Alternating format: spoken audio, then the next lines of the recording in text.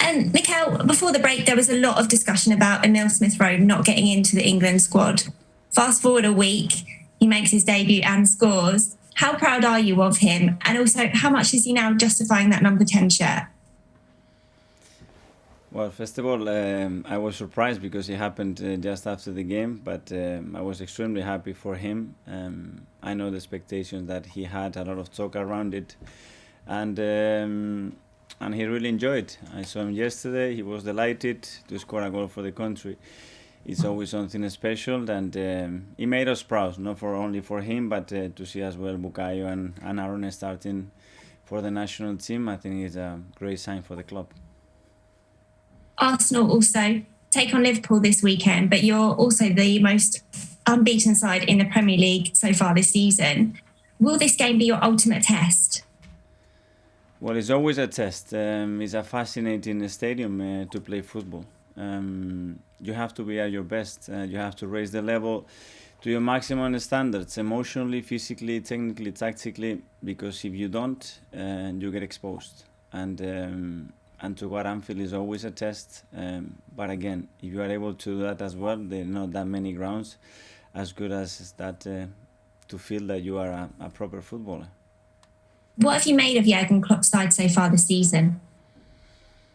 Well, it's difficult to judge just on the season because what they've done in recent years. I think Jurgen and the staff have managed to bring the club to the best moments in their history and to sustain it, which is probably the hardest thing to do. So they have transformed. First of all, the energy around the place. I think the cohesion and the energy they have created on that stadium is something special, and Jurgen has done that in other clubs that he's been. So it's a talent that he has, and they have built from there, and obviously they've been extremely successful.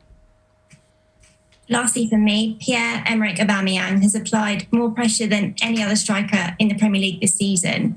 He said he's got the best job in the world as a captain as well. How do you combine those two just to get him scoring a little bit more and to make him maybe top goal scorer this season? Keep doing the same because he's getting in great position, he's having chances, and things will happen. Again, he already scored quite a lot of goals. We always demand more and we want more, but he needs to continue the form that he's in, the attitude that he's showing, and as well the level of implication that he has not only around the team but around the club as well. Thank you, Mikel, and good luck for the weekend. Thanks, Rebecca. We'll move to Gary from Sky, who's in the room with us. Thank you. On Pierre, he came back early from his international break. Was that pre-planned? Was it because of such an important game coming up this weekend? No, it wasn't pre-planned. We have to assess him and see how he is and make decisions. We have a lot of players that they've been through some different games, issues, little injuries. So today we have to test everybody and see how we are to play tomorrow. But as far as you're concerned, he didn't come back because of any particular injury. Let's see how everybody is. We have to see them today before assessing and making an adjustment on how everybody is. And how's Thomas Partey?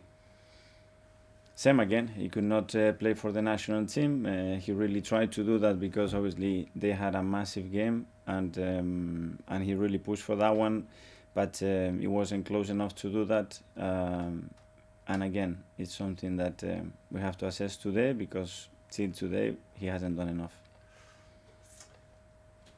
Obviously, you've spoken about what a good international break it was for your young English players. In terms of Aaron, is it about time he started more regularly for England, do you think? Well, I don't know. He was given the chance, and I think he took that chance, and he shows the progress and the quality that he's shown in their performances. Because at the end, they trusted him to put that shirt on and start for England, which is a big thing. So I'm delighted for him. Congratulations on your form. You've spoken about the unbeaten run and the number of wins in that unbeaten run. Is that a real boost going into such a big game? Can you tell that your players are now really confident and feel that they can go to Anfield and achieve something? They are confident. They are in a good form. but they know that every game is different, and we have to go game by game. And this is a long run. The Premier League is such a long competition, and you're gonna have different moments. But obviously, we want to maintain the moment, maintain the form, and the best to do it is just perform at the highest level, which is what you have to do in the Premier League, and for sure at Anfield, to go there and win the game. And how much of an incentive is it? Not that you need an incentive, of course, but if the result does go your way, you go into the top 4. Well, that would be the objective. The standards that we have to show in this club, the ambition is every day to win the game. It doesn't matter where you play, you have to prepare the game to win it, and that's the way we're going to do it, to go to Anfield and get the results. Has the target for the team changed in the past 2 to 2.5 months because of this run that you've been on? I mean, can you now even think beyond the top 4, top 3, top 2, top 1? The target is always linked to the expectations of this club, which is to be the best. Always to be the best. It doesn't matter where you compete, who do you compete, in what moment or what project you are. It's always that demand, and that should not change because it's attached to our culture, our ambition. And every player that is here has to be thinking that tomorrow is the most important day, and we have to win the game, and the rest will take care of themselves. But do you think it's a 3-horse race for the title, or could it now be a 4-horse race with Arsenal involved? I don't know what is going to happen. No one can predict it. This league has given a lot of surprises in recent years to everybody. So again, from our side, we know what we have to do. We know where we were, where we want to be, and the best way to do it is go day by game. I've got 2 more actually, very quickly. Last time Arsenal won at Anfield, they won twice, I think, in 2012, March and September. You were in the side both times, so maybe there's a bit of an omen there. I hope so. It's been a while, as you mentioned, so it's time to do it again. And I have experienced both, winning and losing, and I know why you lose and why you lose matches at Anfield, and which is the mindset and emotionally the preparation that you need to go there convinced and make sure that you are at the races to compete on that stadium. And finally, from me, as a former Rangers man, your view on their new head coach appointment? Well, obviously it was a surprise. First of all, as a Rangers fan as well, I must say that thank you so much to Stevie and the coaching staff for what they did for the club, because they turned the club around in such a difficult moment, and to manage to win the league in the way they did it, obviously was a big boost. Football is like that. People wants to move. People had other expectations, and now just I wish the best to Giovanni and the club and see what happens.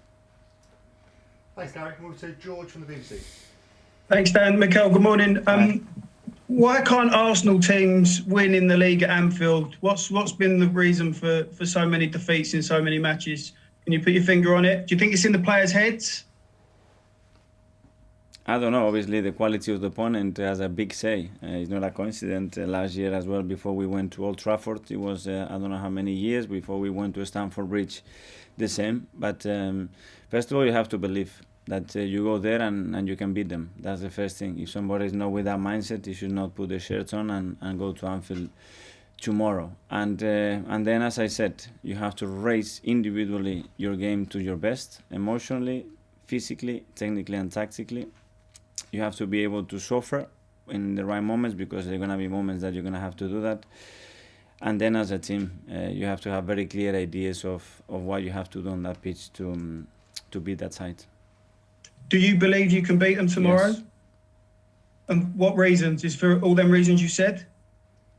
All the reasons that I said, what I see, and because if not, there's no point traveling. And you always have to find the reasons to believe that your team can go there and beat them.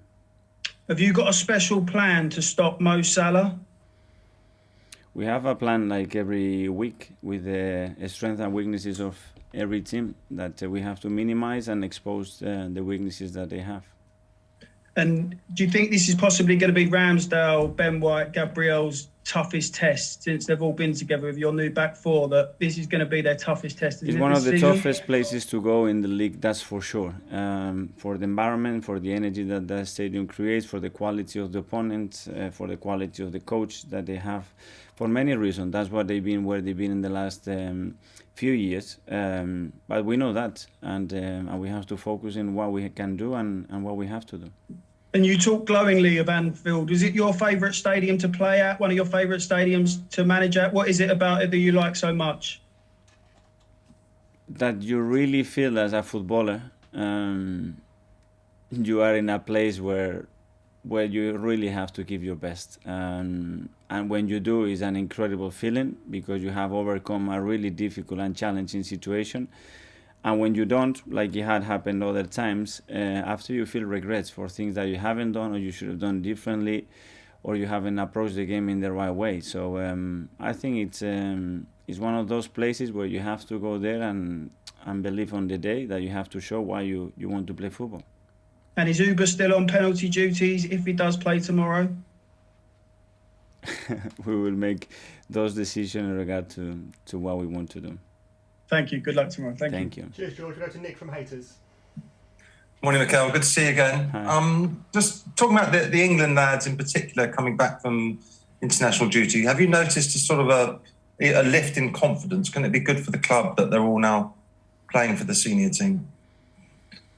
Well, I see it as a reward, and in Emil's case, obviously, because it was his first time, not only what he's doing on the pitch, but the maturity that he's showing to handle many different situations that have occurred very, very quickly for him in his career in the last few months. And I just see enjoyment and happiness, and obviously for them to be bonding together in that environment, in that elite environment, I think it's very, very beneficial.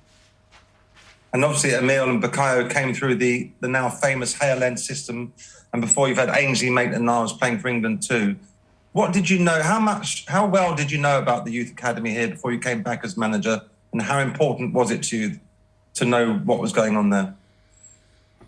Well, I knew about it because of my time here as a player, and I seen already some of the talent come through, and I play with some of them, and it's part of our identity to raise players.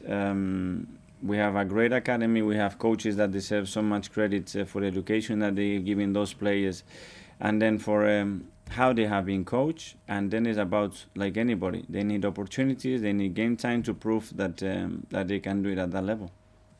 When you were away at Manchester City, do people talk about the Arsenal academy? Where does it rate compared to, say, City or Chelsea or Liverpool's academy? I cannot rate comparing to others. What I can say that I'm really happy and proud, and that this is not stopping here, that we have to continue to evolve it, to improve it, and keep providing players, because it's a huge boost for the club, and obviously because it's very beneficial for many aspects. Okay, Nick. When you're looking to improve the squad or the team, do you look to the transfer market first, or do you look to see who you've got coming through the ranks? Always in our system, but whether it's a player, whether it's a staff member, whether it's in any part of the club, we need some recruitment. First of all, we look inside what we have, can we promote them, how they have the qualities to do it, and if we don't, then obviously we have to start the process outside our club.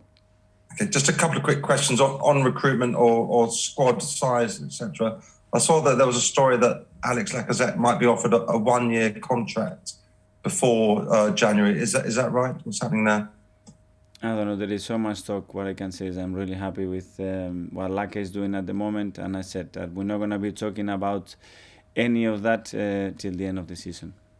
Okay, and last year you had a bit of a sort of a clear out, a bit of a change around in January, and I also saw reports coming from from Egypt rather, that Mohamed El Neni might be released, his contract terminated at the beginning of the year. Is that right? Again, I cannot go. Again, I'm really happy with Mo. Not I will be discussing individually of the players, and it's no time to do so. Okay, Nick. Okay. Thanks very much. Thanks anyway. Thanks for your time.